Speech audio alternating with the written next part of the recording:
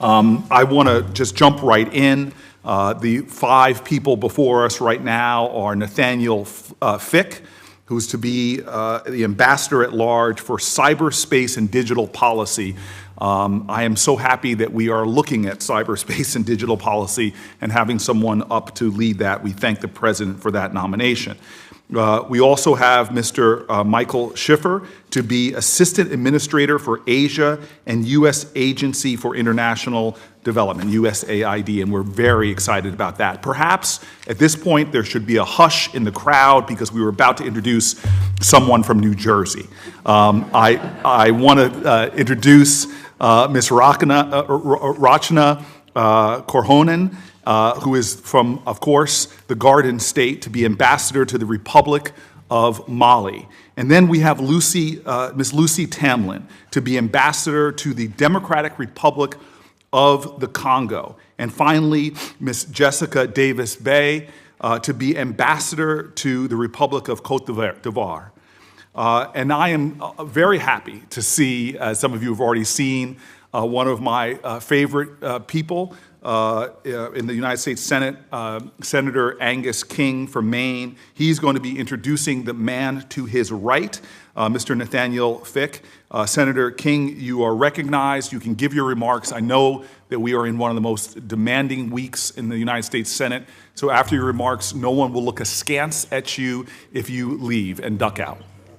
You're recognized. Senator, thank you very much. I was excited when you said I was one of your favorite people, but then you qualified by saying in the United States Senate, so that narrowed it somewhat substantially. I'm delighted to be with you this morning and to introduce Nate Fick, but I want to begin by a little bit of a description of the office that he's going to be taking and how important it is. As you and the Vice Chair know, I worked for several years on cybersecurity policy for this country as part of the Cyberspace Solarium Commission. One of our principal recommendations was the creation of an office or a bureau in the State Department to deal with international issues relating to cyber. And they can be anything from coordinating international response to a cyber attack, to establishing norms and standards in cyberspace, a kind of Geneva Convention of cyber, and also participating in international panels that set standards for the internet that, frankly, this country has not been as active in as we should be.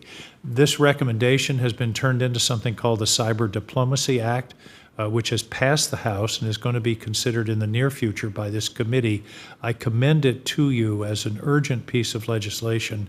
What it does is codify the concept of an office within the office of the State Department to confront and deal with these issues. The idea is we want someone who gets up every morning thinking about the international ramifications of cyber, and that's what this office will do. Now, Mr. Fick has been appointed to head a bureau of cyber policy in the State Department, but this is a creation of the administration. I commend the administration for taking the initiative to create this office within the State Department, but I believe we also need legislation to codify the existence of the office so it's not something that may come and go with the whim of a particular administration. So you're going to be seeing the Cyber Diplomacy Act. I believe it was scheduled originally for today. It's been postponed because of the NATO activity this afternoon. But I hope that you will give prompt consideration to that bill. Has a lot of work gone into it, and I look forward to working with you on its hopefully prompt enactment. Now, let me introduce Nate Fick. He's from Maine. Oh, sorry. Oh, yeah, there are some other things. Actually, if you took a blank sheet of paper and tried to design a person to fit this new position, you would have come up with someone of Nate Fick's extraordinary qualifications and background. A Marine. I made the mistake once of calling Senator Roberts a former Marine. He informed me there's no such thing as a former Marine. If you're a Marine, you're a Marine. And he served in Iraq and Afghanistan, later served as the CEO of a nonprofit the Center for New American Security, at which time he dealt with issues of cyber and international ramifications of cyber. He then has worked in the private sector as the CEO of a software company, again involved in issues of cyber. He has a degree in policy from the Kennedy Center and also business from the Harvard Business School. Immensely well qualified, very thoughtful, engaged in this issue, and I think, as I said, I cannot imagine a better candidate to fulfill this position, and the fact that he's from the state of Maine is simply gravy. But Mr. Chairman, I commend Nathan Fick to you, and I apologize, I do have to go off to a hearing of the Rules Committee on the Electoral Count Act, which is a matter of some concern to all of us. So I appreciate your courtesy this morning and look forward to working with the committee to advance this nomination. Thank you. We're honored that you're here. The spirit of Joshua Chamberlain, one of the greatest American heroes who happens to be from Maine, is looking down upon the two of you with pride. I now want to move on to a person of the 535 of us that serve in the United States Senate and Congress. This is one of the handful that when they walk in the room, people take note. We are very fortunate to have Representative Eleanor Holmes Norton here, and she will be introducing, and forgive me, I've been sitting on the dock of the bay too long, but Miss Jessica Davis Baugh, forgive me, right now. Miss Norton, you are recognized. You hear me? I can. I'm not sure if the microphone is on. Yes, Okay. you're good to go. Mr. Chairman, Mr. Ranking Member, I appreciate the opportunity to introduce my constituent, Jessica Davis Baugh, to be the U.S. Ambassador to the Republic of Côte d'Ivoire. She brings the experience and credentials to be an excellent ambassador, a fifth-generation Washingtonian who grew up in the Shepherd Park neighborhood of the District of Columbia. Ms. Davis Baugh has worked for the last 20 years in the State Department. She currently serves as the senior advisor to the Bureau of African Affairs, where she focuses on recruitment, selection, and retention of Foreign Service officers, in particular officers of color. Prior to this assignment, she served in Nigeria, Guinea, Kenya, Somalia, Iraq, Saudi Arabia, Ethiopia, and Chad. She also worked in the office of Vice President Kamala Harris and as her special advisor for Africa and senior coordinator of the National Security Affairs team, where she coordinated the work of advisors on national security and global issues and engaged on the Vice President's behalf with the National Security Council to develop U.S. foreign policy. Ms. Davis Baugh has been awarded numerous academic fellowships and State Department awards, including the One Team Award, and was named a, quote, top 50 among 50 U.S. national security and foreign affairs leader by the Center for Strategic and International Studies and the Diversity in National Security Network in 2021. A graduate of the University of Pennsylvania, Ms. Davis Baugh received a bachelor's degree in international relations and environmental studies and a master's degree in communications, specializing in the use of media to empower underrepresented people to make their own image and have their voices heard. I very much appreciate the committee for moving on Ms. Davis Baugh's nomination. Congresswoman, we again appreciate your presence here before us. We all take note of that, and we thank you for that eloquent introduction. You may take your leave at any time. I know there are a lot of demands on your time in a very busy day, so thank you very much for being here. I'd like to proceed now with the remainder of the introductions, if I may. The first, it's an absolute pleasure to introduce a particularly special nominee to every member and staffer on this committee today, and that is Michael Schiffer, the President's nominee to be the Assistant Administrator for the Asia Bureau of USAID. I'd like to think that we on this committee taught him every single thing that he knows. But really, unfortunately, I must confess publicly, it's probably the other way around. He has been an extraordinary staffer. He's been a senior advisor and counselor on the Senate Foreign Relations Committee staff, coordinating Asia-related policy. Mr. Schiffer brings a wealth of knowledge and experience to his job, where he has shown an extraordinary commitment to this committee, its mission, and to ensuring that U.S. policy, U.S. foreign policy, represents the best of our collective shared American values. No matter how many rounds of text negotiations we put him through, he somehow has survived and is better for it. Mr. Chairman, can I ask you to just yield for one moment? I will yield to you at any time, Senator Carter. I just want to add my appreciation to Mike Schiffer. I chaired the East Asia and Pacific Subcommittee, and he was the principal staff person. And you're right, it was just the reverse. We've learned so much from his experience. He's such a dedicated public servant. I know he'll do well in the executive branch. We're going to miss him in the legislative branch. And I just really want to thank him for his service on this committee and to the members of our committee. I thank you for that added hallelujah and amen, we would call it in my church. I appreciate that testifying. I just want to continue and say that Mr. Schiffer served as the Deputy Assistant Secretary of Defense for East Asia and worked for the Honorable Dianne Feinstein, Senator from California, as Senior National Security Advisor and Legislative Director. Prior to working for the Department of Defense, Mr. Schiffer worked for the Stanley Foundation, where he was a program officer responsible for Asia programs. He was a Council on Foreign Relations Hitachi International Affairs Fellow in Japan, and he served as director of the International Securities Program at New York University's Center for War, Peace, and News Media. In addition to his public service, Mr. Schiffer has also had some colorful life experiences, including managing a bed and breakfast in, I don't know why not New Jersey, but in Hawaii.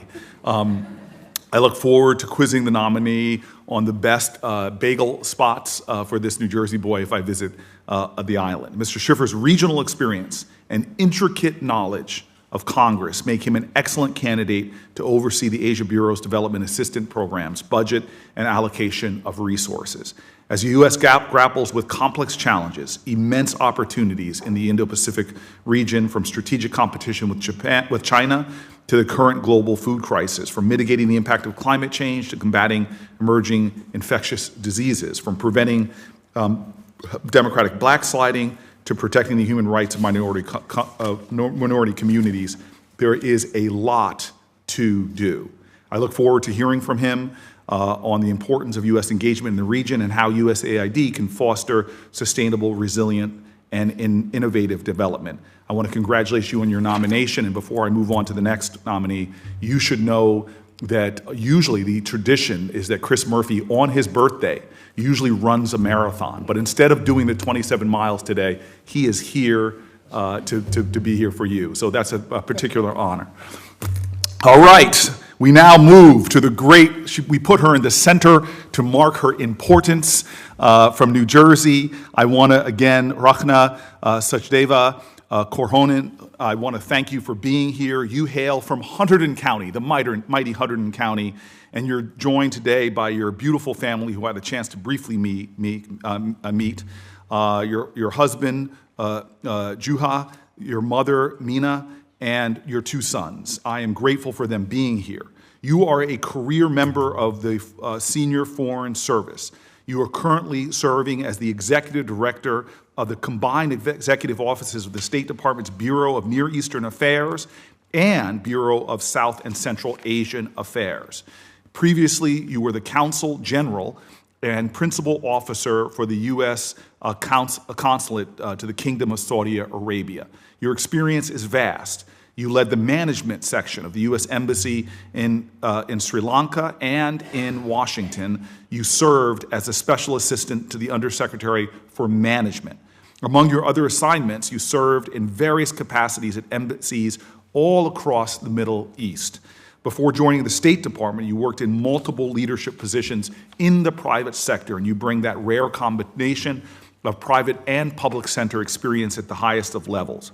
Now that I've listed your resume, let me say this. Once confirmed, you will bring leadership, experience, character, and a dedication and passion to this nation's security and economic success. It is so valuable that you are before us right now. And Mali, especially, was once seen as a democratic leader. It's now become the epicenter of conflict and instability over the past decade, exemplifying the challenges we're having in the Sahel region. Military officers we've seen have led to the overthrow of an elected president just as recently as August of 2020, which seemed, unfortunately, to be that part of a trend, really fueling governance challenges in that entire region. We know the crisis that we're seeing in the Sahel region, and we know that in May of 2021, soldiers overthrew the civilian transitional leaders whom they had put in place and put in a transition president in 2021. We know that Islamist insurgents affiliated with al-Qaeda and the Islamic State are active in much of central and northern Mali. Further, the conflict has affected parts of the country and the parts of the country are experiencing serious crisis-level food insecurity. Mali has one of the world's highest rates of acute malnutrition. It is clear that the UN peacekeeping mission in Mali is not enough to prevent mass suffering, instability, and death, and potentially the spread of greater and greater terrorist activities. It's clear that the U.S. must do more, and we must have the most talented people possibly serving in our efforts in Mali. So I want to congratulate you on your nomination. I am sobered by the challenges before you, but I am looking forward to hearing from you on how you will assess the United States' priorities in Mali, how you will meet the challenges and bring your inner Jersey to bear on a difficult situation. I now am grateful to have a privilege of introducing another person going to another very challenging region, Ms. Lucy Tamlin. Ms. Tamlin is the nominee to be the ambassador to the Democratic Republic of Congo. She is a career member of the Senior Foreign Service and is currently the Chargé d'Affaires for the U.S. Embassy in Sudan. We're very, very grateful for your work there currently.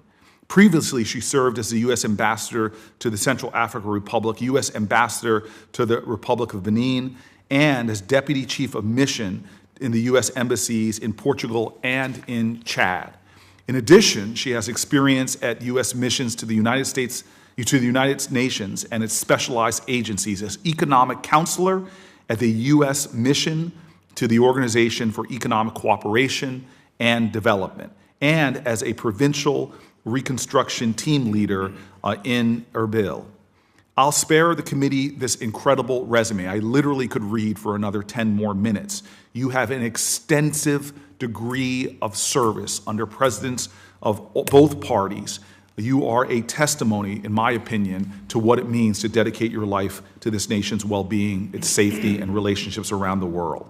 We know the challenges in the DRC. Under former President Kabila, they were characterized by human rights abuses, corruptions, and impunity. The new president vowed to address these issues, yet 3 years later, several senior military officers responsible for gross violations in human rights remain at their posts, and corruption again appears rampant. I'm looking forward to hearing your thoughts on how the U.S. can compete strategically in this incredibly important nation because we know that China is the largest consumer of DRC mined cobalt and copper and the DRC's largest trading partner. China firms reportedly control the majority of the DRC copper and cobalt mining projects and output. DRC is a critical supplier of rare earth metals and other materials for things like batteries for electric cars. And so I'm confident that Ms. Tamlin's extensive experience as part of the Foreign Service make her eminently qualified, make you a great asset and an excellent choice by the President of the United States for this role. Congratulations on your nomination. I look forward to hearing from you as well. And again, I am honored to be sitting next to my ranking member, Rounds. I'd like to turn to him for his thoughtful opening statement as well. Well, thank you, Mr. Chairman, and thank you to all of our nominees and to your families for your service to our country. All of you have served our nation as either a service member, senior political appointee, or a career diplomat. You have made sacrifices in the service of your country, and in some cases, with much of your lives and sometimes those of your families spent away from home. I thank you for your service to our nation.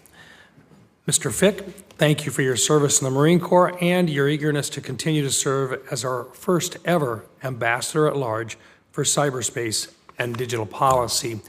Thank you for the opportunity to visit yesterday. It was very enlightening. Cyberspace presents myriad opportunities and challenges for our national security, economy, and foreign policy. The United States, our allies and partners face an increasingly complex and interconnected global security environment with threats in cyberspace posed by state actors, most notably Russia and the People's Republic of China, as well as non-state actors. We need to take a hard look at our foreign policy as it relates to cyberspace and how we can be proactively engaged to defend U.S. interests. I appreciate your willingness to serve as the first leader of the State Department's newly created Bureau of Cyberspace and Digital Policy, a very challenging assignment. Mr. Schiffer, thank you for your service in the Department of Defense and your long service as a congressional staff member. I'm glad to see an experienced senior advisor like you as the nominee for Assistant Administrator for Asia in USAID. Across Asia, USAID plays an important role in helping countries achieve sustainable long-term growth and success. Through development partnerships such as the Quad between Australia, India, Japan, and the United States, and with the Association of Southeast Asian Nations, USAID supports developing countries in Asia to realize their development goals and contribute to a more prosperous and, hopefully, peaceful world. USAID is a critical pillar of the U.S. foreign policy, and I look forward to hearing how you plan to further U.S.-Asian relationships and provide development assistance to developing countries in Asia. Ms. Korhonen, Mali, like other nations in the Sahel, faces the rise of Islamist militancy and other troubling trends. The 8th largest country in Africa, Mali, over the last few years has had 2 coups, persistent insecurity, significant challenges in implementing the Algiers Accords, and the intervention of malign actors, including the Wagner Group. Mali will remain central to the administration's strategy for the Sahel and to broader U.S. interests in the region. Beyond engagement with the current military junta in Mali and on other domestic challenges that Mali faces, the U.S. must also balance complex regional and multilateral interests related to the UN peacekeeping mission, counterterrorism operations, and the role of France as it draws down its presence along with other Western partners. So you have your work cut out for you, and I thank you, Ms. Korhonen, for being willing to serve the United States in Mali. I look forward to hearing how you will approach the complex issues you will face as the U.S. ambassador if confirmed. Ambassador Tamlin, you have served the United States in a number of challenging posts, including several in Africa. Your next post in the Democratic Republic of the Congo, if confirmed, will be no less challenging. Excuse me. I thank you for being willing to serve in the places we most need experienced ambassadors who understand Africa, as well as the U.S. priorities and challenges on the continent. In the DRC, the United States has been a strong partner to the administration of President Tshisekedi since the controversial elections in 2018 that saw the end to more than 2 decades of rule by the Kabila family. While there have been some efforts at reform, progress has been slow to deeply entrenched interests and power dynamics in the DRC, as well as ongoing insecurity in eastern Congo that has become even more worrying in recent weeks with the resurgence of M23. Ambassador Tomlin, I look forward to hearing from you and how you plan to pursue U.S. priorities in the DRC if confirmed, particularly with elections expected late next year. And once again, I most certainly appreciated your visit yesterday and look forward to your discussion with us today. Ms. Davis-Bah, you have had, excuse me, you have had a long career serving the United States in some of the most challenging posts on the African continent. Your experience serving, excuse me, in both Chad and Nigeria, both important players in the continent, will serve us well in your new role as the U.S. ambassador to Cote d'Ivoire, if confirmed. If confirmed, you will need to engage our Ivorian partners on a number of important issues to include preventing and countering violent extremism, trade and investment, global health, and the implementation of the Millennium Challenge Corporation Compact. I thank you, Ms. Davis-Bah, for your willingness to continue to serve the United States in Africa and in a country that is important to U.S. policy objectives for the entire region. I am delighted to meet with all of you today and look forward to your comments. Thank you, Mr. Chairman. Thank you to my ranking member. We're going to now proceed through your introductory comments. We're going to go from my left, actually, to my right, starting with Ms. Bah, ending with Mr. Fick. A pro tip, though, as you prepare to go, please introduce your family and friends behind you. If there's anything I know about getting on the good side of Tim Kaine, there are 3 things he likes. In fact, there's 3 things he loves: family, friends, and big, bald senators from New Jersey. Ms. Bah, please proceed with your opening statement. Thank you so much, Senator. Well, first, then, I'd like to introduce my family.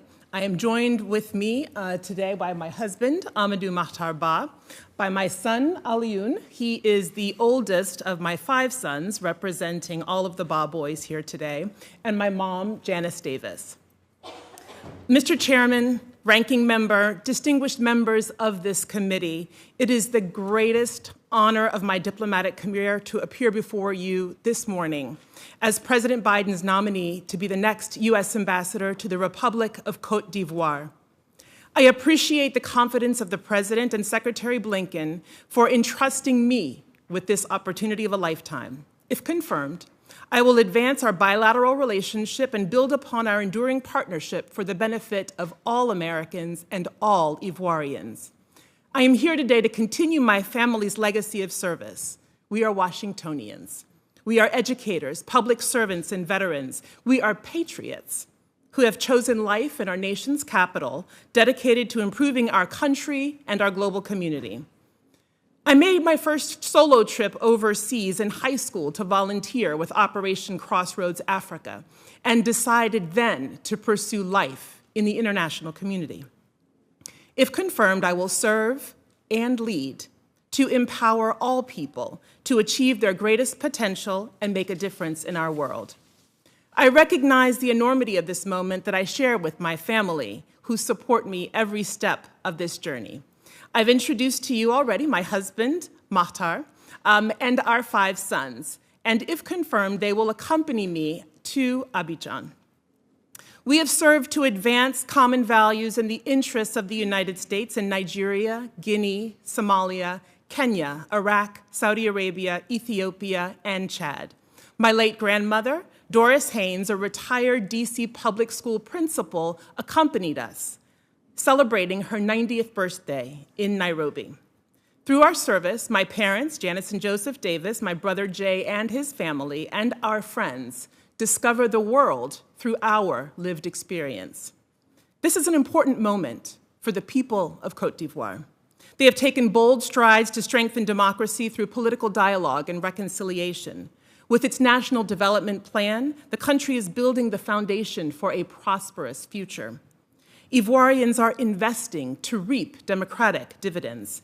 And if confirmed, I will prioritize partnerships to achieve our common goals, aspirations, and vision for the future. I will encourage Cote d'Ivoire's political leaders to continue on the path towards peace, fortifying democratic institutions with every single step. Through our embassy programs, we are prioritizing freedom of expression, political competition, and universal human rights. We will emphasize greater participation of women in the economic, political, and social fabric of the nation. The partnership between the United States and Côte d'Ivoire is vital to meet the unprecedented global and regional challenges of this moment. Terrorist activity is on the rise in West Africa as violent extremist organizations in the Sahel seek to expand their influence into coastal states.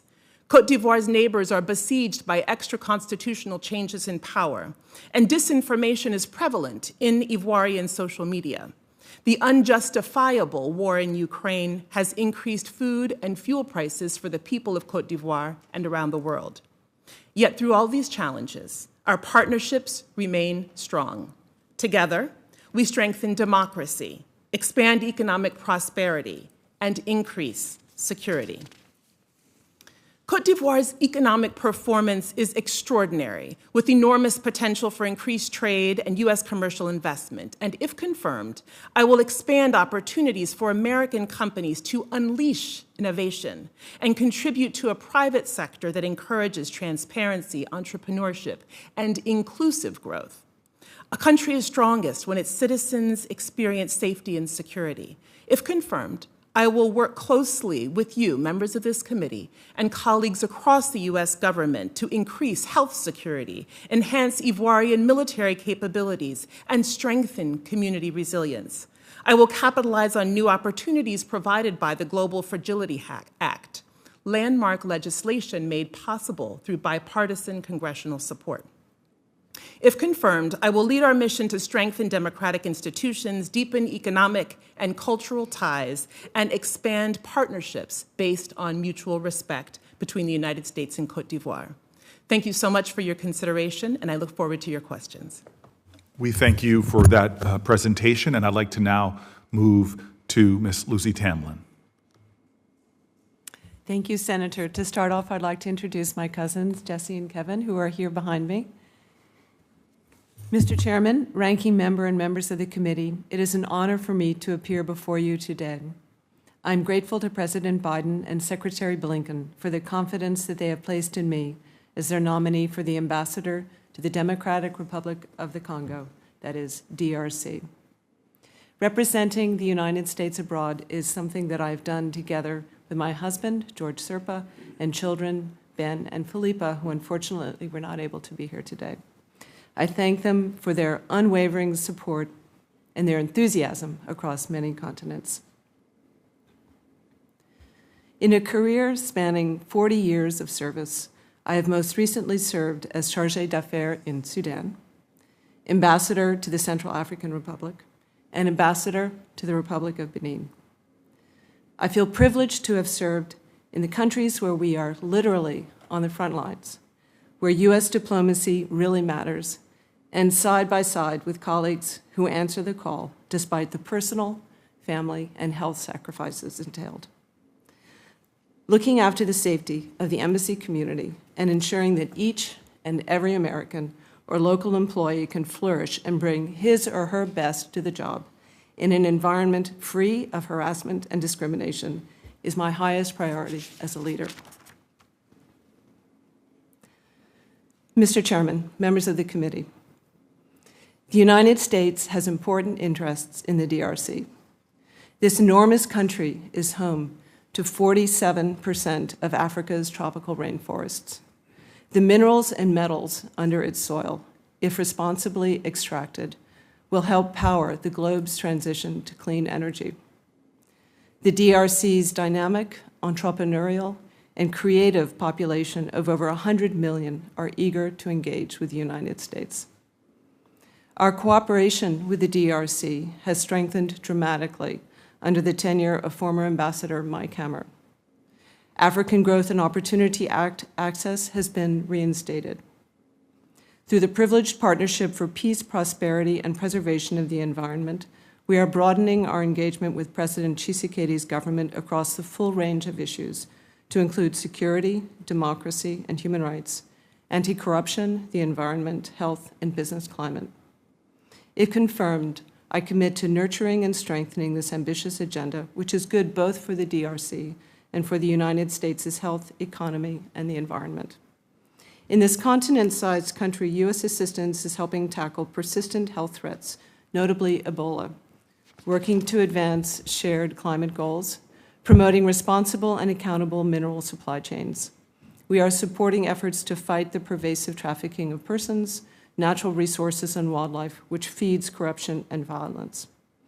Other countries, notably the People's Republic of China, fully grasp the DRC's potential. We want the Congolese people to know that corrupt mineral exploitation deals, illegal logging, and environmental devastation is not inevitable and that there are alternatives. If confirmed, I commit to using all our diplomatic tools, including leveraging visa ineligibilities and sanctions, to help the Congolese fight corruption. Right now, reducing violence in the DRC's eastern region is critical. The region must not be allowed to stumble into another devastating interstate conflict. If confirmed, I will work closely with regional institutions and partners to de-escalate tensions and pressure non-state armed groups to stand down. The DRC is also home to the world's largest UN peacekeeping mission. This investment, of which the United States carries a quarter of the cost, must be held to the highest standards of performance and demonstrate its ability to protect civilians and conduct proactive operations against armed groups. I take this opportunity to express my condolences to the families of the 3 UN personnel killed in Butembo on July 26. Finally, free and fair elections held in 23 will be a particular focus of my diplomatic engagement, if confirmed. The future leaders of the DRC are for its citizens to decide, but the international community can play an important role in helping to strengthen democratic institutions, supporting civil society, and calling out without hesitation when we see signs of democratic backsliding. I recognize that if confirmed, I will be assuming leadership of a post in a country of enormous size, complexity, and promise. The large portfolio of U.S. assistance requires astute direction, prioritization, and coordination. Chronic staffing shortages, a situation not unique to Kinshasa, need to be managed to ensure that we don't burn out and lose the next generation of Africa hands. Across all of these activities, I commit to ensuring the efficient and effective use of the resources entrusted to us by the U.S. taxpayer. I look forward to your advice and counsel on these challenging tasks, and I'm very happy to take your questions. Thank you for that important and informative opening statement. We now are going to turn to Ms. Korhonen and your opening statement. Thank you. Good morning, Mr. Chairman, Ranking Member, and distinguished members of the committee. I'm honored to appear before you today as President Biden's nominee to be the next U.S. Ambassador to the Republic of Mali. I appreciate the confidence he and Secretary Blinken have shown in me through this nomination. If confirmed, I look forward to working with you, other members of Congress, and staff to advance U.S. interests in Mali. Mr. Chairman, I joined the Foreign Service because of 9/11. That eventful day woke the need for service in me. I did not choose the Foreign Service, it chose me.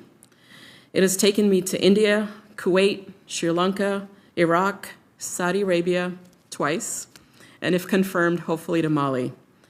A few months ago, Secretary Blinken appropriately observed that Mali remains a linchpin for future stability in the Sahel. We have deep concerns about that stability and deep concerns about the extremism and terrorism that is spreading tentacles in the region. This is ultimately about the people of Mali and their aspirations for peace, their aspirations for development, and respect for human rights. Security partnerships in Mali have shifted in the last year with the departure of European counterterrorism forces and the arrival of the Kremlin-backed Wagner Group. The human rights violations and abuses allegedly committed are not only horrific, but will push aggrieved civilians into the ranks of terrorist groups. If confirmed, I will work to counter Russian disinformation attempts to veil the true harm and cost of Wagner's actions.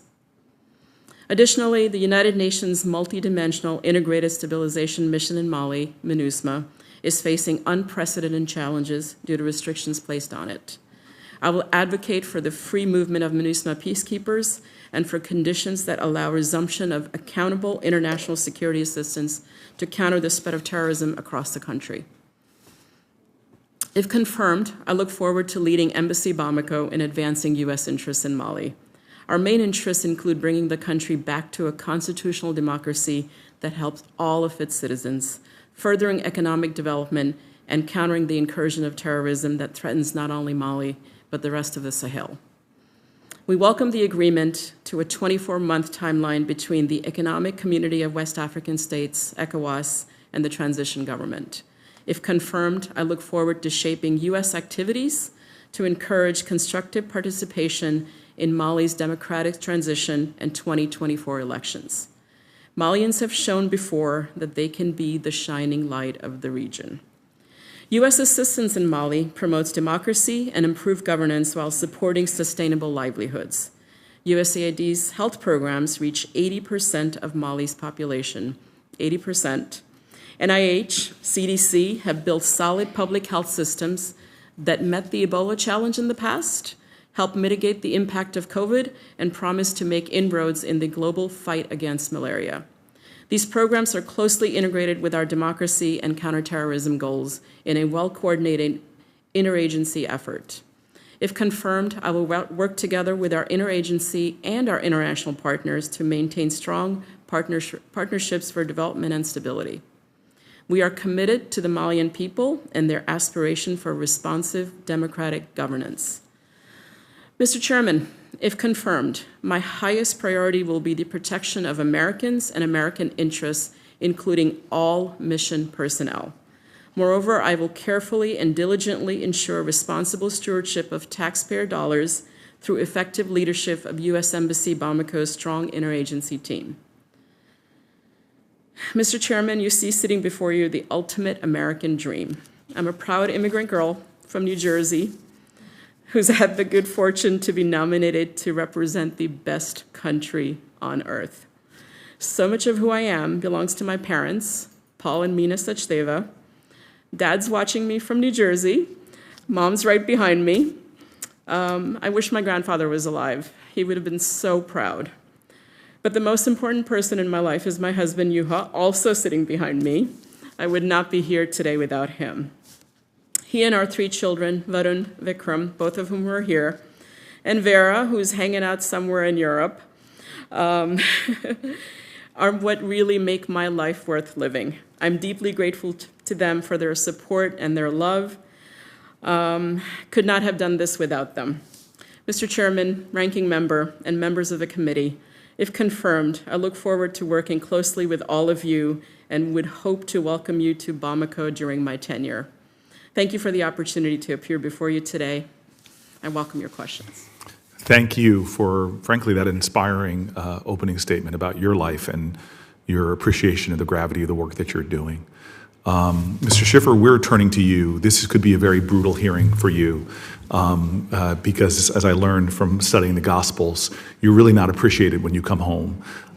So if you would like to try to do anything you can to prepare the ground for what the tilling that might happen after your opening statement, you may go ahead.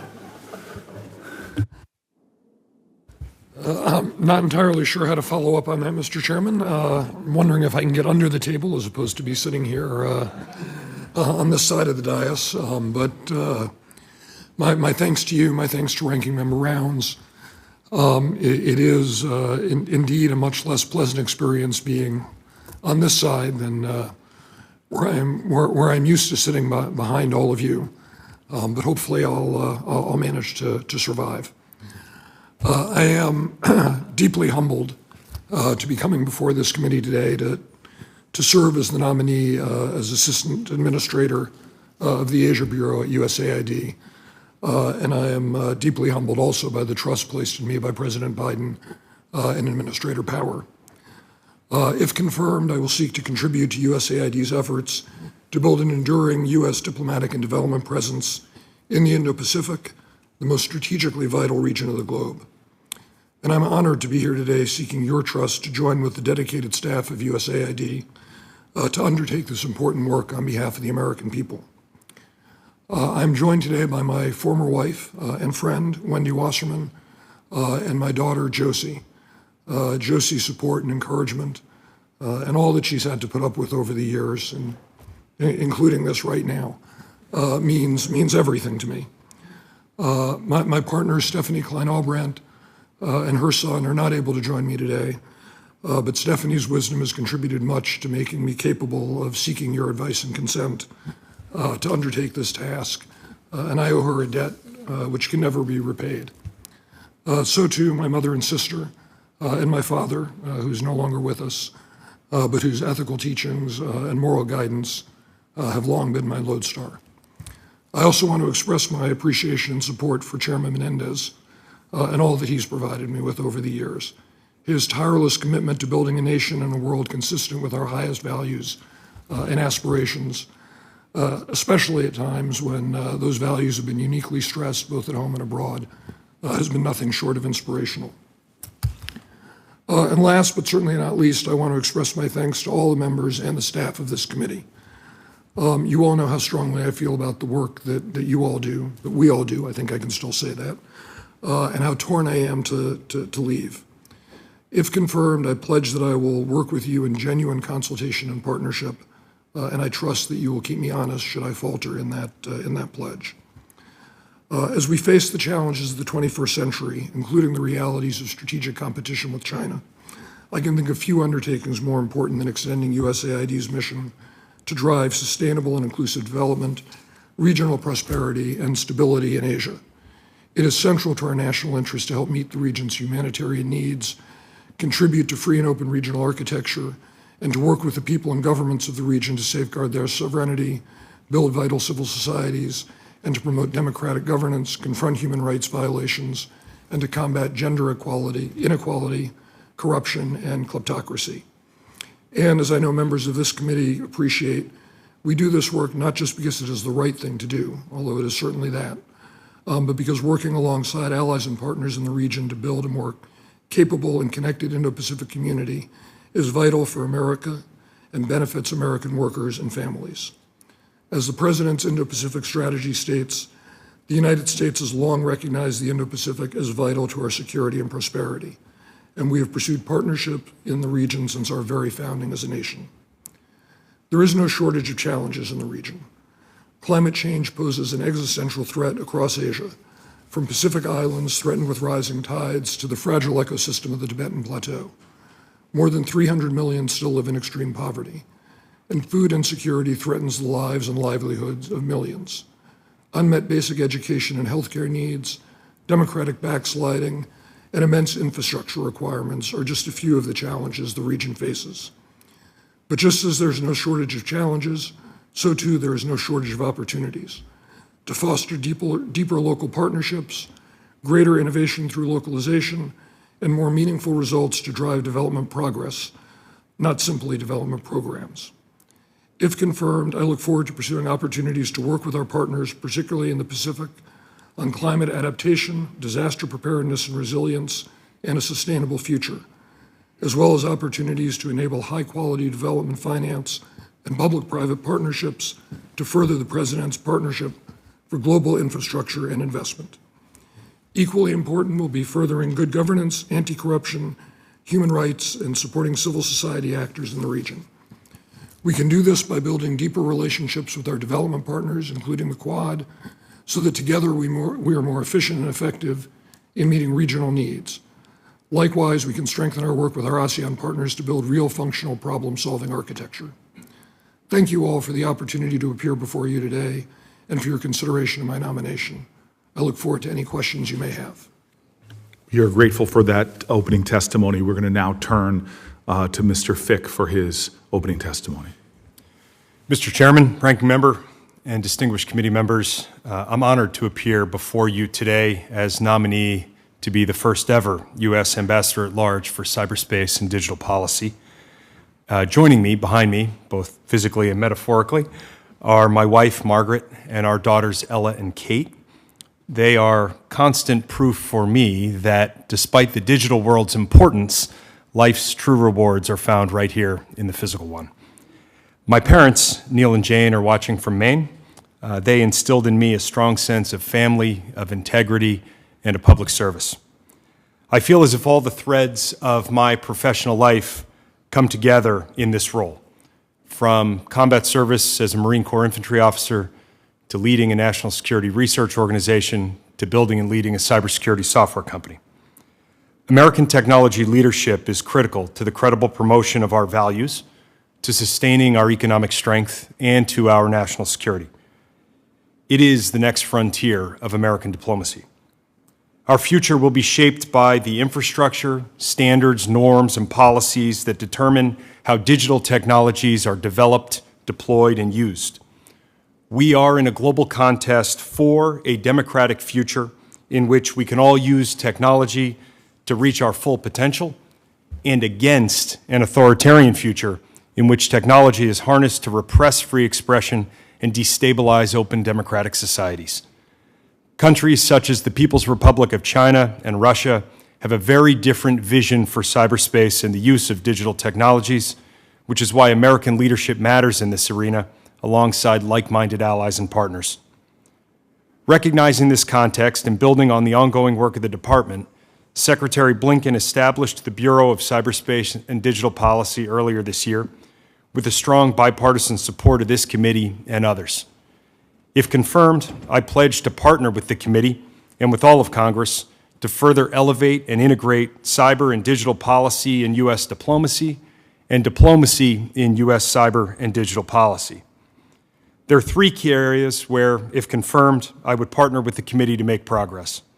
First, we must strengthen adherence to the framework of responsible state behavior that all UN member states have endorsed.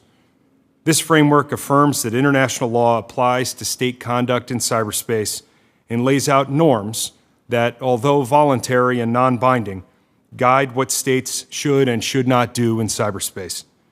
And yet, norms are more effective in binding together our allies than they are in dissuading our adversaries.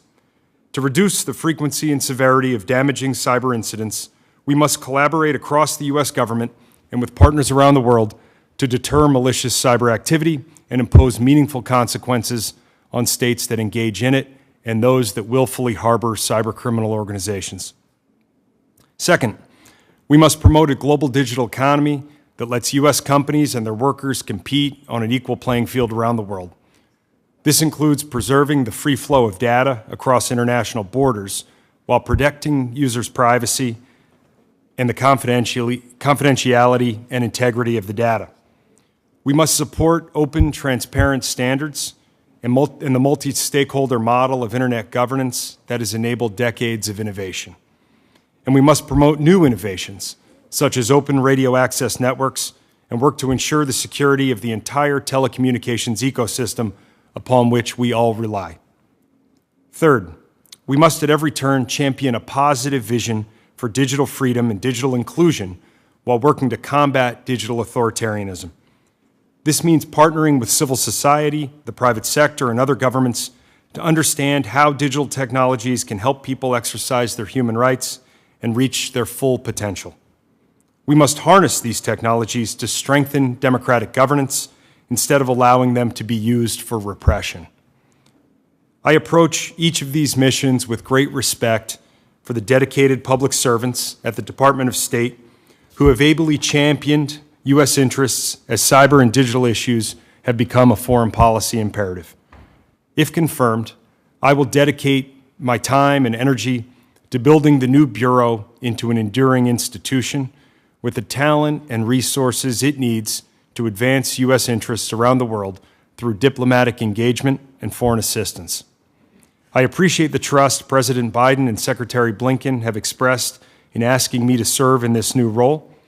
I thank you for the opportunity to be here today, and I look forward to your questions.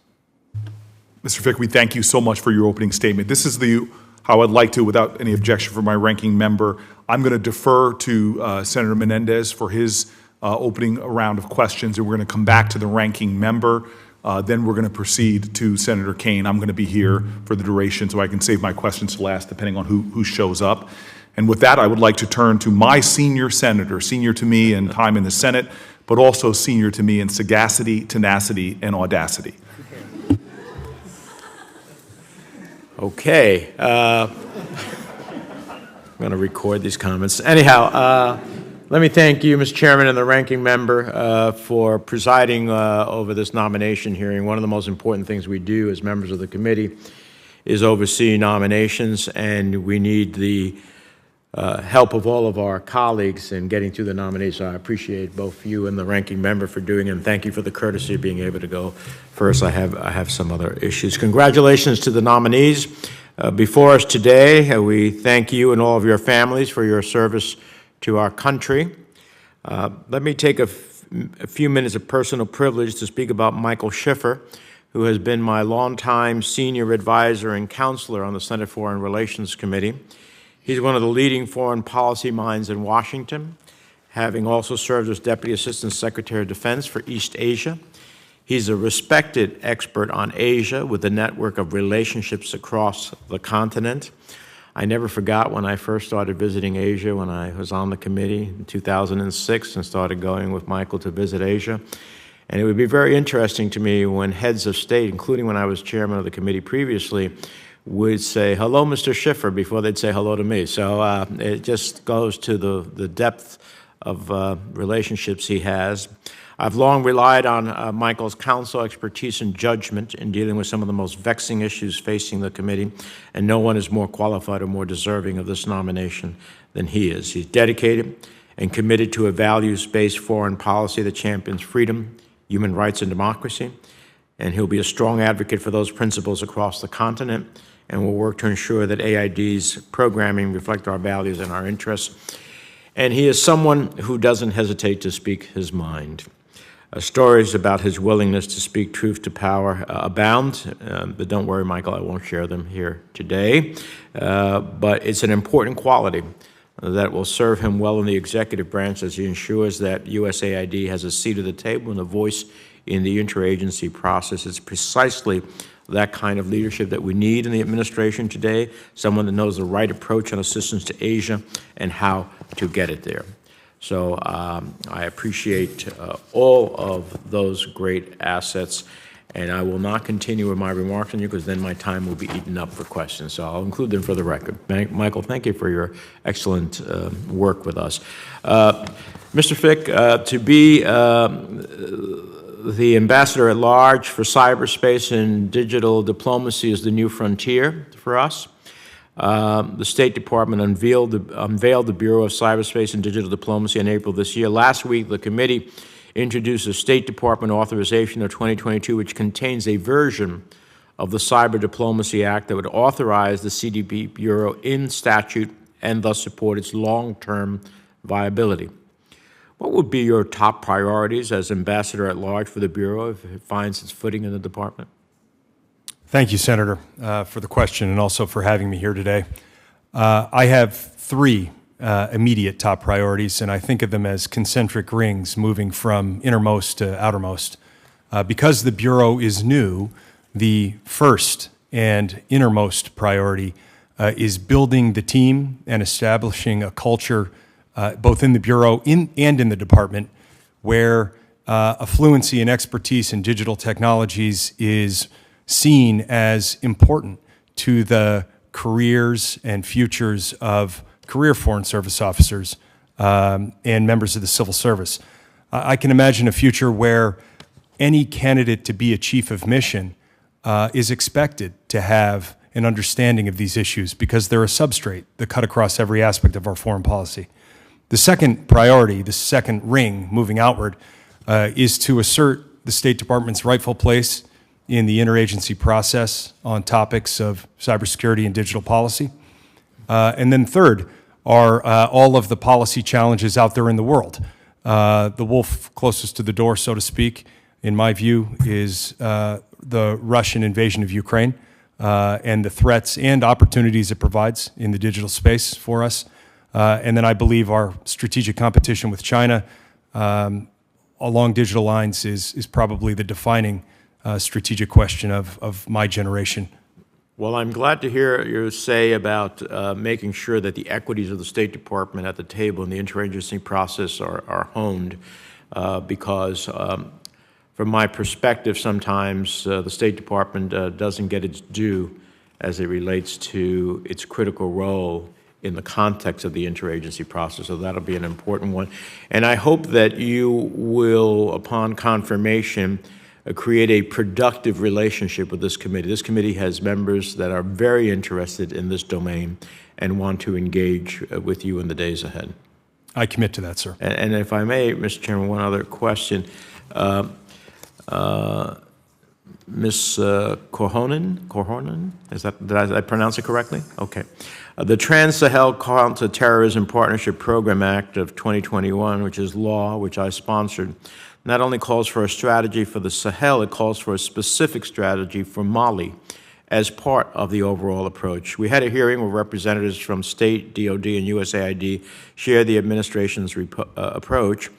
And as I mentioned at that time, we look to have input into the strategy as a result of that hearing. Could you briefly outline for me the draft 5-year strategy for Mali? How does that strategy differ from the approach of previous administrations with respect to balancing the so-called 3Ds in Mali? Thank you. I have not seen a 5-year strategy for Mali. I, however, do know that the department and our interagency partners are working together on multiple issues in Mali. And I would say that if confirmed, my priorities will be that we help and support the transition government to come to democratic governance, to elections that they promised with ECOWAS in March 2024. Really happy to see that deadline. I also know that just this past Sunday, the Algerian President Tebboune called for the Malian transition government to hold elections. And in fact, on Monday, there was a meeting, a decisional meeting for the Algiers Accord. So I would say elections, transition to democratic governance, working through the Algerian peace accords, support of MINUSMA, are the things that I would really be looking at in terms of what should be happening in Mali in the next 5 years. I believe that's kind of where the department is going at this point. Well, we look forward to working with you because the law that we authored ultimately seeks to create a clear vision of where we go and a strategy to achieve it versus working ad hoc. Mr. Chairman, thank you for the courtesy. I have questions for all of the nominees. I'm going to submit them for the record in deference to my colleagues. I'd ask you to give me substantive answers. If you do, then you'll advance to a business meeting. If you don't, we're going to have to wait for the substantive answers. So I do hope you'll give me substantive answers to the questions that we'll propound to you. And again, congratulations to all of you. Thank you, Mr. Chairman. Thank you very much, Mr. Chairman. Mr. Ranking Member. Thank you, Mr. Chairman. Once again, it is good to see the qualifications of the members in front of us here at this time. Mr. Fick, the deployment of secure fifth-generation or 5G networks is critical not only for U.S. networks but throughout the world with our allies and partners. Meanwhile, countries like China pose a serious threat to our foreign allies and partners through companies such as Huawei. The FY21 NDAA established a multilateral telecommunications security fund executed by the Secretary of State to support the development and adoption of secure and trusted telecommunications technologies with our partners and allies. Appropriations for this fund were passed as part of the CHIPS legislation last week. If confirmed, how do you plan to use this fund to work with our partners and allies to develop secure and trusted alternatives to Huawei, and how will you leverage this fund to encourage development of innovative new technologies like open radio access networks known as ORAN? Thank you, Senator. I strongly share the sentiment expressed in your question and believe very strongly that global telecom security is essential. I believe that the U.S. cannot do it alone by its very nature. This is a global network of hardware and infrastructure. And if confirmed, I would work to deploy the resources appropriated in the CHIPS Act. I think from my seat still on the outside looking in, I applauded the passage of the act. Two particular examples for consideration might be partnering with the European Commission under the Trade and Technology Council in order to finance the deployment of secure infrastructure to third countries. That's something that I would very quickly want to explore. Another example would be expanding work with the Quad countries in order to promote open RAN deployments in the Indo-Pacific. And you have my commitment that I would engage with the committee and with Congress before and during any implementation. Very good, thank you. Ms. Kerhonen, just last week, the State Department ordered the departure of non-emergency U.S. government personnel from Mali due to heightened risk of terrorist attacks. Regardless of how long this ordered departure persists, if confirmed, you will serve as Chief of Mission at a high-risk post for U.S. personnel. How will you approach your role as Chief of Mission in this environment where, despite significant challenges, the staff of the U.S. Embassy have important work to do? Thank you, sir. My first priority absolutely will be the safety and security of American citizens and mission personnel. The attack on July 22nd was just about 10 miles from the embassy.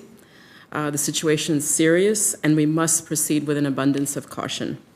I believe my experiences in the past at serving at high-threat posts will serve me well if I'm confirmed.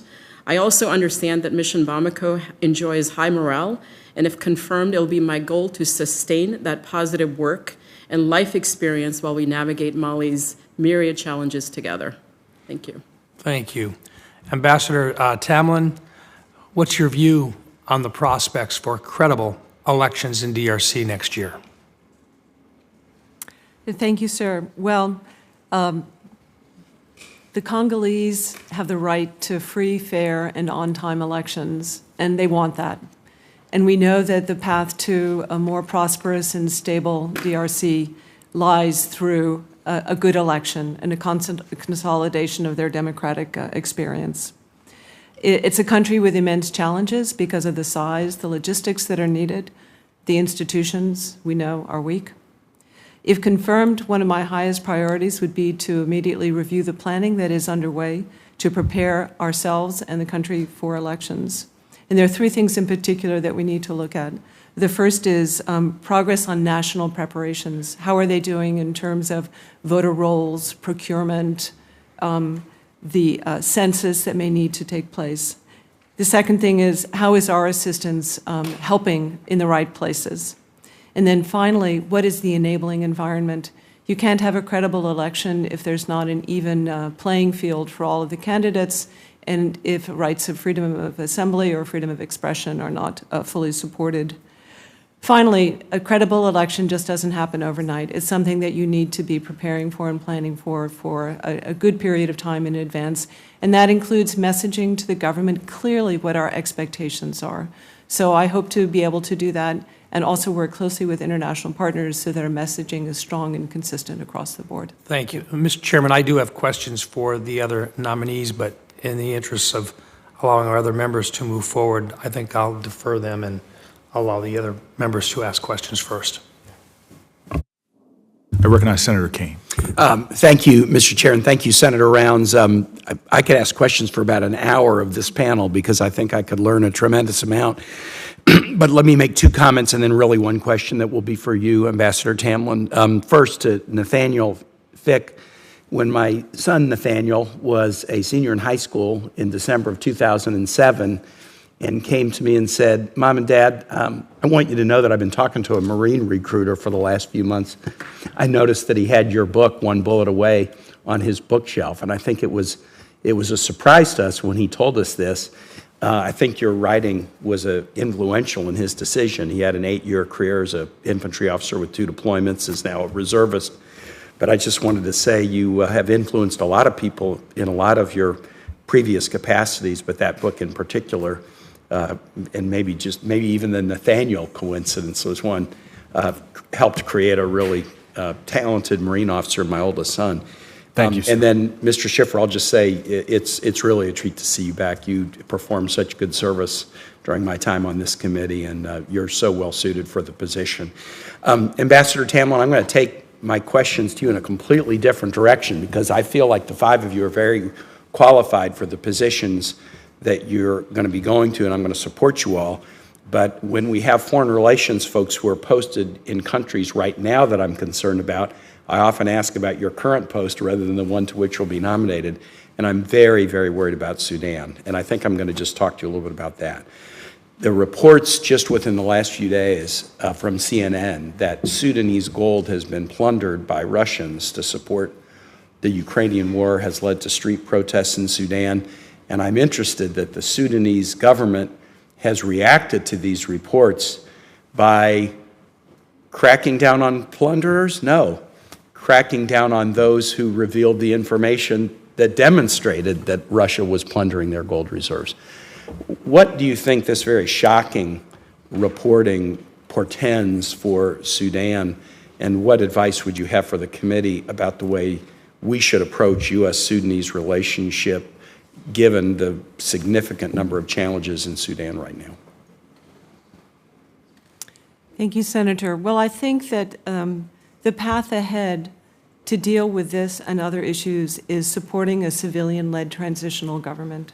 What we've seen following the revolution is that only a civilian-led government is capable of tackling these issues, of bringing transparency to bear on the events happening in the country, putting in place more responsible government institutions, and thinking about these issues and trying to figure out a better way of doing them.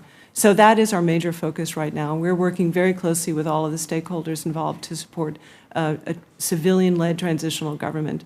And what we've made clear as well is that until there is a credible civilian-led transitional government that has a broad support from the Sudanese people, the U.S. assistance will not be available.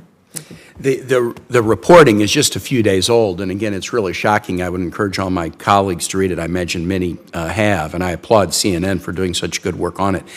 Do you think thus far the reaction in Sudan of the public would suggest that it would, increase the public demand for a stable civilian government that could hopefully avoid just, shocking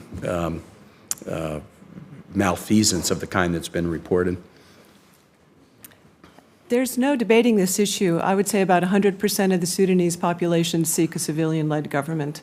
There's very clear consensus across the board for many reasons, but including this one, because I think there's a great concern about the natural resources of the country not being used for the benefit of the people.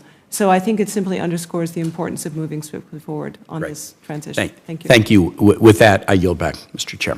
I'm grateful for that yielding of about a minute of your time. I'm sure Senator Portman respects that tremendously. Yes. Sir, we yield to you now for your question. It's a good model to emulate. Yes. First of all, I want to thank Chairman Booker and Ranking Member Rounds for holding this hearing, and I know that these nominees have all served their country already, but I want to thank you for stepping up to serve again.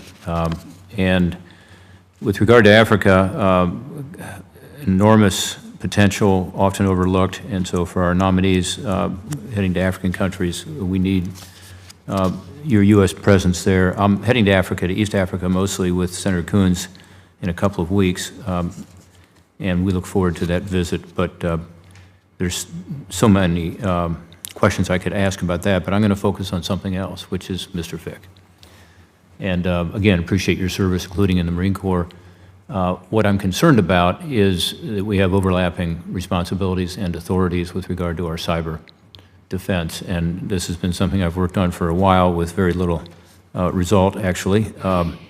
We seem to keep adding more and more top cybersecurity positions to our government, and the org chart troubles me. More importantly, what troubles me is that without accountability, I'm worried that things will happen, and it's too easy to point fingers. As we saw after the Colonial Pipeline incident, you probably recall, everyone was pointing fingers. So we have this top position of the Deputy National Security Advisor for Cyber already, which is obviously international in orientation. We have the federal CISO, of course, at OMB. We have the National Cyber Director, which was established by this Congress after a commission report that indicated we needed a national director. We have the CISA Director at the Department of Homeland Security. One could argue that we also have at every agency and department others, but in effect, they're reporting up at least to somebody. But your position that you are being nominated for is a new one, and I think it overlaps with the Office of the National Cyber Director. The legislation says that that director shall serve as the principal advisor to the President relating to coordination of diplomatic and other efforts to develop norms and international consensus around responsible state behavior in cyberspace, end quote.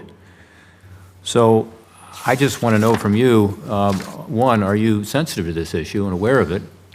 And again, as someone with a military background, I imagine you share some of my concerns. And I'd like to hear those if you do. And how you intend to conduct yourself in this role so that you can fit into this construct. Congress is not very good at org charts. So it really will be the responsibility of the individuals who have these jobs to work together and to not allow the gaps in accountability, in particular with regard to the National Cyber Director's role, which seems to overlap directly with the State Department Cyber and Digital Policy Bureau functions responsibilities. How would you work collaboratively across all departments to assure that we're not being duplicative and ensure that we have accountability? Thank you, Senator. I appreciate the question and the sentiment behind it. I think in addition to my military experience, my experience building and leading a business instilled in me an appreciation for a clear chain of command, an appreciation for clear and well-defined swim lanes, an appreciation for accountability, and kind of a wry sense that it is always easy to add, but it's hard to subtract. And so I come to this role with a heightened sense of concern about the issue that you raise. And that said, I have a strong conviction that this role actually fills a gap that has existed in our government. When I was leading a business and working with the government in this space, CISA has a strong presence here, the White House has a strong presence here, the Defense Department has a strong presence here, and the State Department has not. And I believe that diplomacy should be our tool of first resort. I believe in the intrinsic value of diplomacy. And so I think this role actually does fill an important gap in the cyber and tech responsibilities across the government. I have known Director Inglis and Ann Neuberger and Jen Easterly in different capacities for more than a decade. I have full confidence that we can carve out the right swim lanes. And I hope that as the, if confirmed, as the inaugural ambassador leading this office, we could create clear lines of responsibility that outlive any individual. Well, thank you. I appreciate the fact you recognize the overlap and the potential conflicts, and most importantly, again, just the notion that accountability is necessary for us to be sure we are covering our bases with regard to this growing threat that we face as a country. Thank you, Mr. Chairman. We're going to go now to Senator Cardin. Thank you very much, Mr. Chairman. I appreciate it. I also appreciate the manner in which you conduct this hearing. I'm very grateful for that, sir. I'm glad that you're grateful. Let me also acknowledge what Senator Rounds indicated during his opening comments, that all 5 of our nominees have a career of public service, and you have dedicated yourselves to helping our country. And we know that is a family sacrifice, and we thank you and your families for your incredible service to our nation. And we're very pleased that you are willing to take on these incredibly important responsibilities. In one case, a new position. In other cases, some critically important countries, and the position at USAID. Mr. Schiffer, as I said earlier, as you were being eulogized by our chairman, because you're leaving us. That's the reason. Your service here was incredible. I thank you very much. I enjoyed all of our opportunities together, and you have some real challenges at USAID, and I want to talk a little bit about Burma, if I might. It's a tragic situation. The current government there and the human rights records are horrible. So how do we help the people who have been victimized by what has happened in Burma? How does the United States play a constructive role to try to get help out to the people that have been dislocated and abused as a result of Burmese government? Senator Cardin, thank you for your kind comments, and let me also thank you for your leadership on Burma over the years. I share, as you know, your sense in the tragedy that's befallen that country since the coup in 2021, and the challenges that we have in Burma right now. I think it is absolutely vital that the United States stands with the people of Burma, and that we do all that we can, working with our partners in the region, our ASEAN partners, to assure that there is humanitarian access so that we can provide assistance to those who are in the country, as well as to provide assistance, whether it's shelter, nutritional assistance, food assistance, educational opportunities to those that have been displaced to camps either in Thailand or in Bangladesh. I think there is a deep moral obligation. And then secondly, I think we have a continued obligation to work with civil society actors who remain in Burma, who are trying valiantly to create additional space so that democracy and genuine ethnic and national reconciliation might once again get traction in that country, and to work with them to try to lead Burma back to a path of democracy and responsible governance. I have no illusions about how tough it is.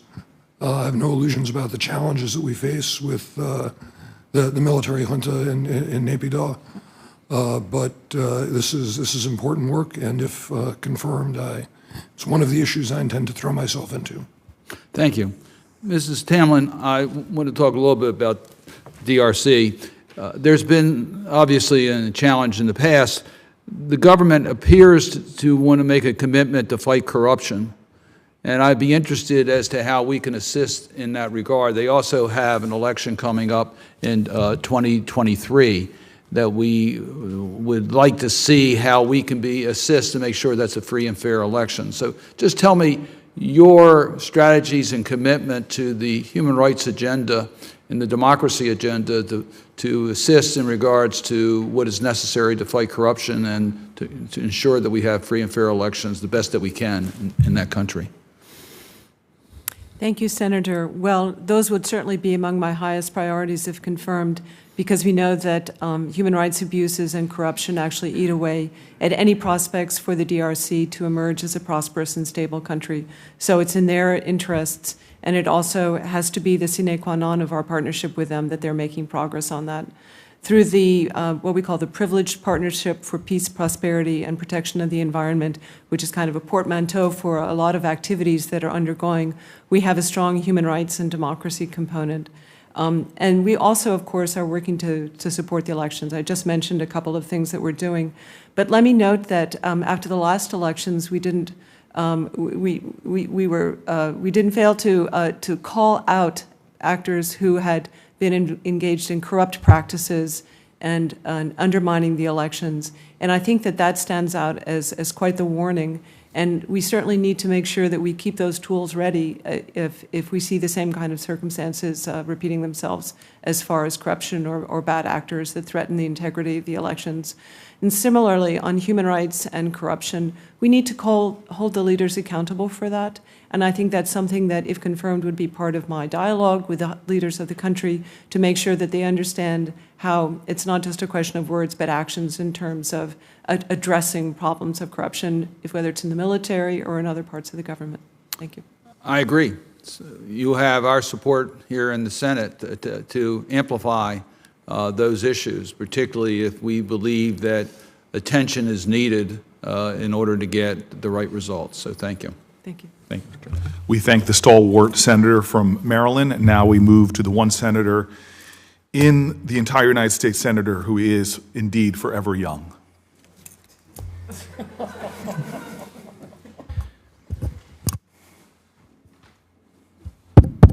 With apologies to Rod Stewart, thank you, Chairman. Mr. Fick, last year I introduced legislation with Senator Warner and the chairman of this committee that would establish an interagency tech partnership office housed at the State Department. This office would spearhead the United States' global efforts to forge robust technology partnerships with like-minded partners and allies, with a special focus on norms and standards, joint research, and export controls and investment screens. I believe that if America is to truly compete and exceed the Chinese Communist Party's whole-of-government approach to tech domination, we must harness all the tools of allies and partners and work together.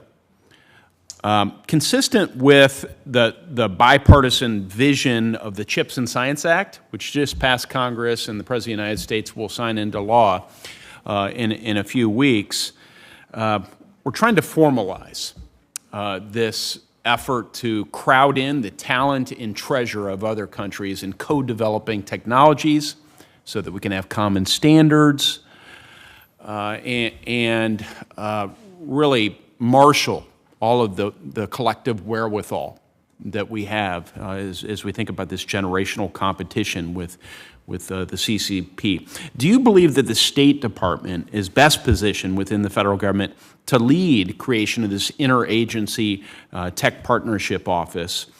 Does the State Department have the resources and the ability to harness the necessary expertise within state and beyond to spearhead this effort?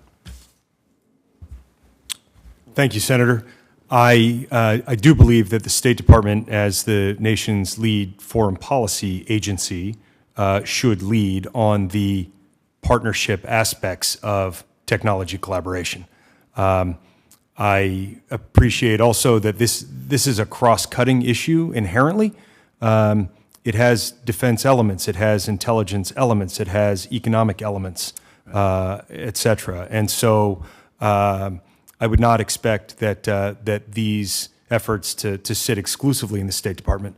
But I do think, as far as partnerships go, the State Department is properly positioned to lead. And I believe that the creation of this role helps to elevate and integrate those functions at the State Department. And if I'm confirmed, I would welcome the opportunity to work with you on this vision. I share a strong sense of its importance and don't believe that we can do it alone.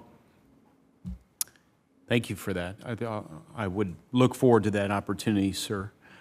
I've also noted with great interest the conclusions of the report of the independent task force that you co-chaired for the Council on Foreign Relations, Confronting Reality in Cyberspace. The report calls for more cohesive links between our national security strategy and our policy for digital competition. Could you comment on where the U.S. can make meaningful progress on this aspect of our foreign policy and where you envision your role to be in making that policy and implementing it, if confirmed? Yes, Senator. As I said in my opening statement, I believe that technology is the next frontier of diplomacy. I believe that diplomacy is our tool of first resort in international relations. And so, by extension, I think that this is a cross-cutting substrate that is part of every aspect of our national security strategy and foreign policy. And so, my hope, if confirmed, in this role is to provide kind of coherence to our tech diplomacy and ensure that we as a government first and we as a leader of like-minded allies and partners are coordinating our efforts, because we have a competitor out there with a very different vision of what our global technology future should look like. And I look behind me here at my children and think that this is fundamental to shaping the world that they will grow up in. Thank you, sir. Got some mic issues here. And lastly, I'll just ask you, and if you can answer in fairly short order, going back to the report I referenced, in lieu of sanctions, what tools are available to the United States to strengthen adherence to a framework of responsible state behavior in cyberspace? Senator, I believe that we have not fully extended deterrence into the cyber domain. I believe that American power has been a force for stability in the world since the end of World War II, and our adversaries seek to do mischief or harm us using digital means because they know what the consequences are in the physical world. And we should be marshaling every ounce of our diplomatic, economic, informational, and if necessary, military power to ensure that we extend deterrence into this new domain. Thank you.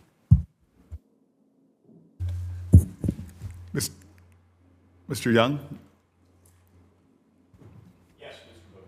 Thank you very much for your question, sir. Yeah. Thank you very much. Yes, I'll get a staffer to help you with your microphone next time.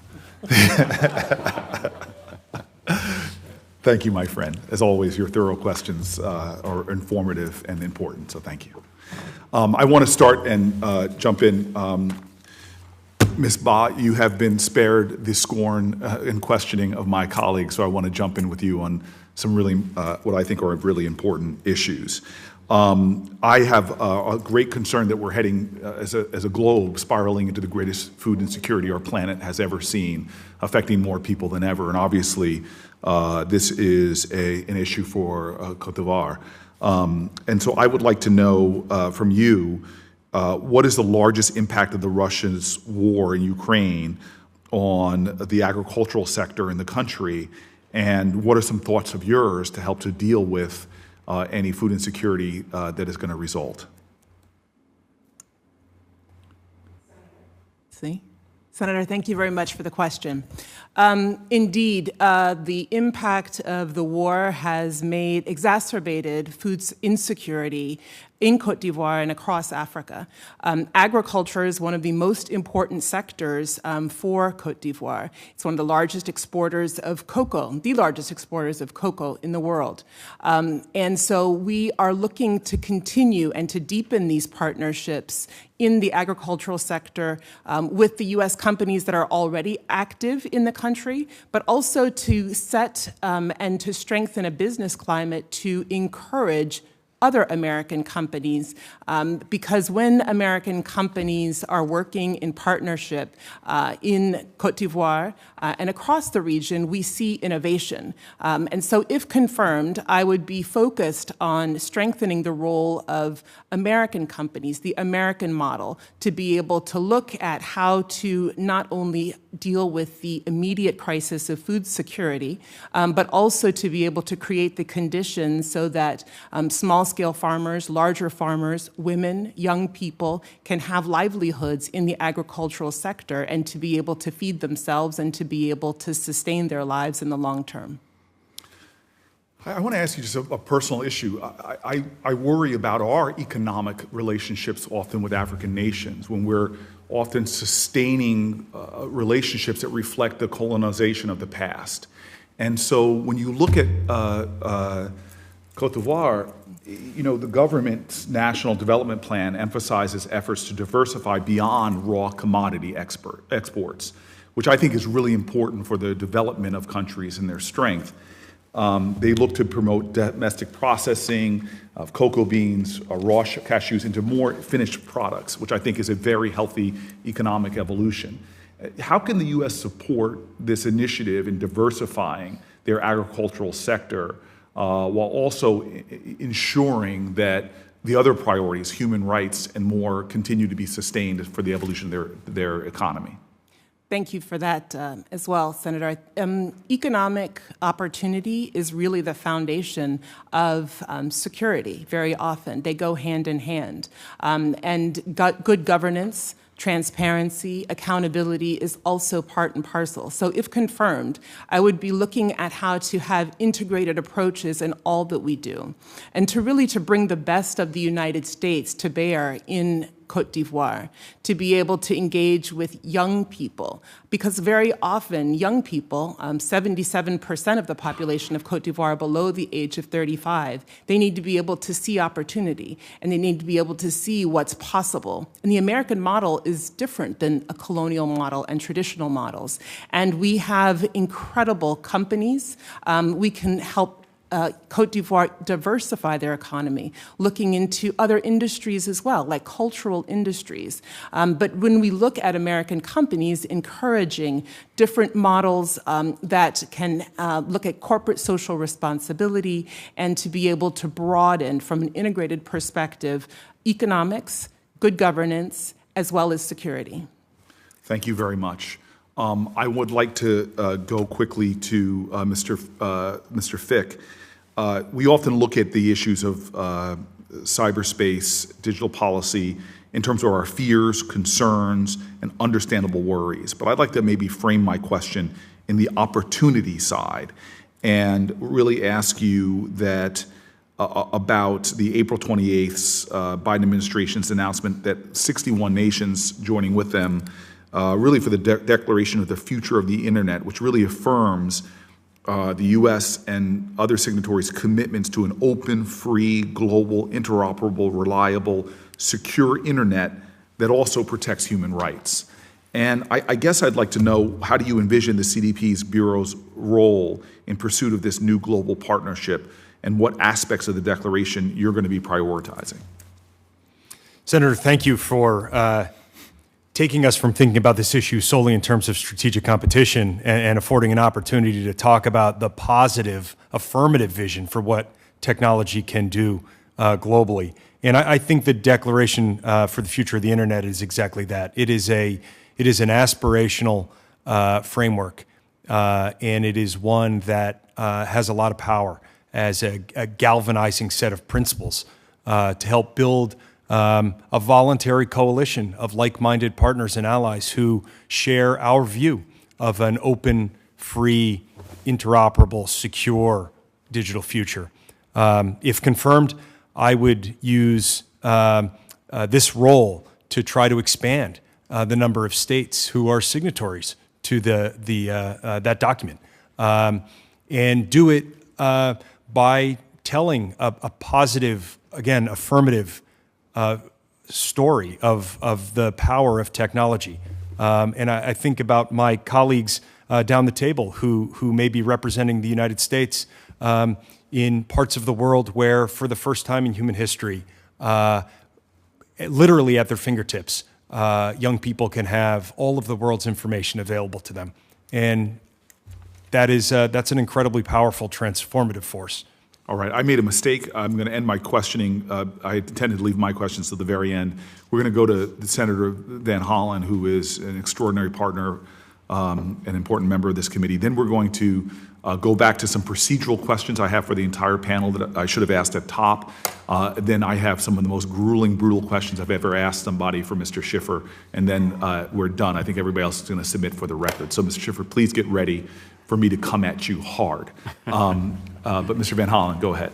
Thank you, Mr. Chairman, and congratulations to all of you. And I look forward to supporting all of your nominations. You've already been committed to public service in various forms, and I think you'll all do a terrific job in the posts for which you've been nominated. Mr. Schiffer, we're going to miss you here, but look forward to working with you. So, Mr. Fick, I was really glad to see Secretary Blinken announce the formal establishment of the Bureau of Cyberspace and Digital Policy. I understand by Senator Portman, but I think you addressed them well. And I do believe that you will establish those lanes of responsibility. And I was glad to hear the chairman talk about the upside of the internet. I mean, there are all places all over the world where it's become a forum that brings people together to support freedom of expression, human rights. Of course, authoritarian regimes recognize that, which is why they're so determined to block off access to that kind of information. We've seen Putin doing that in Russia. We've seen President Xi do it in China. And so it is a challenge for us to make sure that that model is not exported to countries around the world, which China is certainly trying to do in places like Africa, where we have many nominees appointed to be ambassador. So I just look forward to following up with you. I also serve on the Appropriations Committee. The authorizers have, I think on a bipartisan basis, supported this mission, and I want to make sure that the appropriators do. So in the interest of time, I look forward to continuing the conversation with you down the road. Thank you, Senator. It's mutual. Thank you. Let me turn, if I could, to you, Ambassador Tamlin, and I heard your opening statement from my office and appreciate your answers to questions here. So the DRC, as you well know, is an incredibly complicated place with all sorts of rivalries and conflicts, especially in the East. And my question for you is, what do you think is at the heart of those conflicts, and what can you do as the U.S. ambassador to try to address them in the long-term interests of stability in the DRC? Thank you, Senator. That's a really important question because I think too often we get derailed by saying he did something, they did something, somebody did something, who's to blame? And you really have to look at the root causes of the conflict. And in my view, it has to do with lack of governance, and it has to do with a very valuable part of the country in terms of its natural resources. So there is inevitably competition, both inside the country as well as outside the country for access to those resources. And in the absence of a strong government providing services to the people, you have instead a whole network of armed groups which provide some form of local governance, but usually not a very good form of local governance. So what can we do to tackle this situation? We need to work very closely with regional organizations and with leaders in the region to make sure that tension is de-escalated, that the region does not fall into another conflict, because we've seen how devastating that was. So it's very important that leaders get the message, and believe me, the State Department has been messaging recently to leaders on the importance of reducing tensions, of cooperating and having dialogue with neighbors, and using those regional bodies and mechanisms to try to resolve conflicts. I think also some of our programming, which tries to address root causes of conflict, which can be traced to exploitation of minerals in a non-sustainable and a non-accountable, non-transparent way. If we can address that, that helps some of those local grievances. And again, supporting the government to be the kind of government that provides the security and services to the people that they aspire to.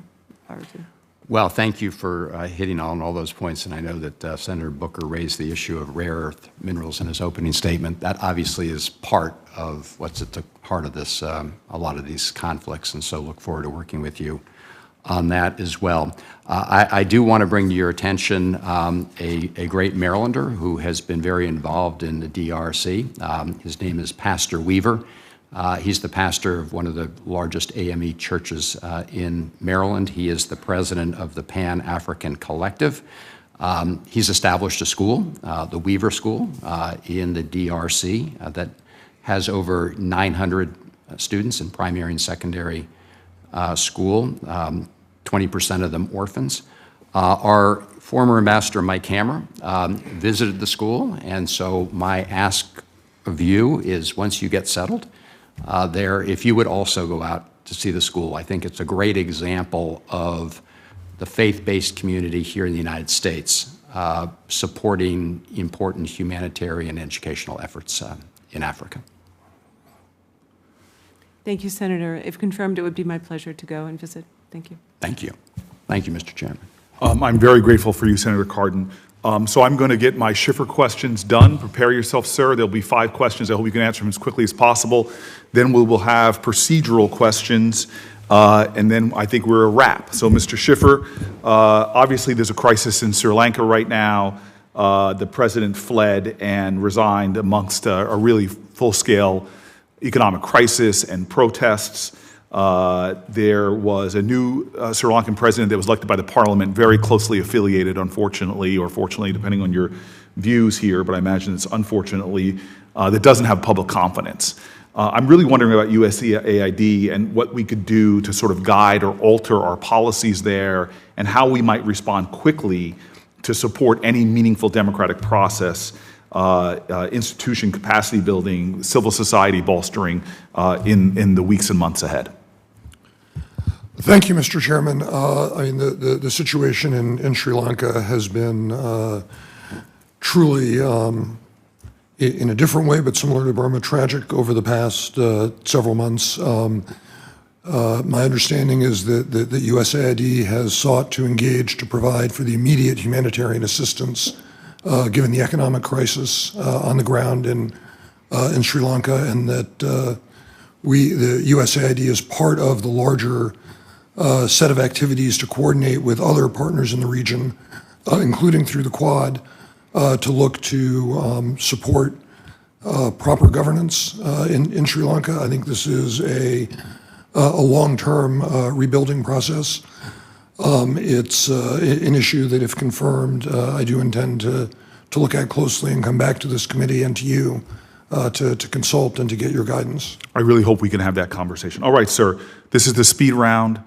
4 last questions. The last chance this committee is going to have to verbally question you before you leave us.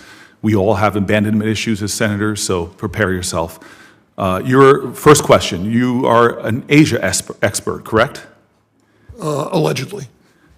Then you will be able to tell me, sir, the Han Dynasty in China from the year 200 BC to the year 220 AD, what were the three biggest accomplishments of the Han Dynasty?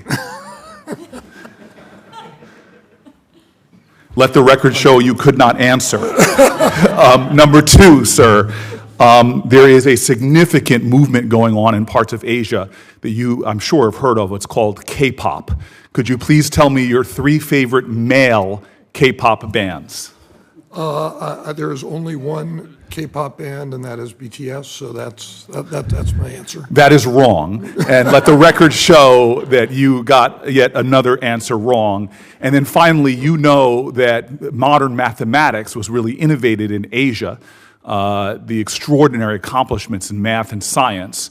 So my final question for you, sir, three wrong answers for an Asia expert, but my final question for you, sir, is what is the square root of 1,256? Am I allowed to call on a family member? You cannot phone a friend, sir. Let the record show you're 0 for 3 and your final moments before the United States Senate highest, longest-serving committee, the Foreign Relations Committee. What an ignominious way to end, sir. And I'm very disappointed in you. But however, you are greatly still loved by people on both sides of the aisle. Your service has been extraordinary. I want to say right now, I've got to do these perfunctory questions. They're important, though. I would hope that there would be a hearty yes from all of you in unison. You do not have to harmonize your yeses, but I'd like to hear them if possible. Do you agree to appear before this committee and make officials from your office available to the committee and designated staff when invited? Yes. Let the record show I heard yeses from all of them. Number two, do you commit to keep this committee fully and currently informed about the activities under your purview? Yes. Let the record show I heard all the yeses. Number three, do you commit to engaging in meaningful consultation while policies are being developed, not just providing notification after the fact? Yes. Yes, that was not as loud and vocal, but I did hear everyone. The last question is, do you commit to promptly responding to requests for briefing and information requested by the committee and its designated staff? Yes. Thank you very much. I want to conclude by saying what I said at the top, Mr. Ranking Member. These are extraordinary Americans. You all have very distinguished service under your belt in the public and the private sector. You are now taking posts of critical importance that are not only of strategic national security and economic possibility importance for our nation, but also as leaders on this planet, really important for humanity. There is a story about Abraham Lincoln at a time when he was trying to hold our nation together, another time of crisis. And he finished this incredible speech that you all know, the second inaugural address, with malice towards none, with charity towards all, with firmness in the right as God gives us to see the right. Afterwards, he was at a reception, and people were crowding around him, pulling him in different directions. But he was pushing through the crowd to find his friend. The friend almost didn't get in. He was an African-American man until someone recognized this regal man, yet humble in spirit, and they brought him into the reception. Lincoln found this black man and said to him, "I must know what you thought of my speech." And the man, again, regal in stature but humble of spirit, said, "Mr. President, you should attend to your other guests." And he waved him off and said, "I need to know what you thought of my speech. My friend, please tell me." Now, this would be the last time in American history these two men would ever speak to each other. And as Lincoln waited, the great Frederick Douglass spoke up. And he said, "Mr. President, it was a sacred effort, a sacred effort. You all, should you be confirmed, are continuing that spirit in this country. The work you do is sacred. The difference that you can make will be extraordinary. I wish you and your families the best on the journey that you are about to embark upon, and may God bless you and always bless the United States of America." There will be questions for the record. I thank my ranking member.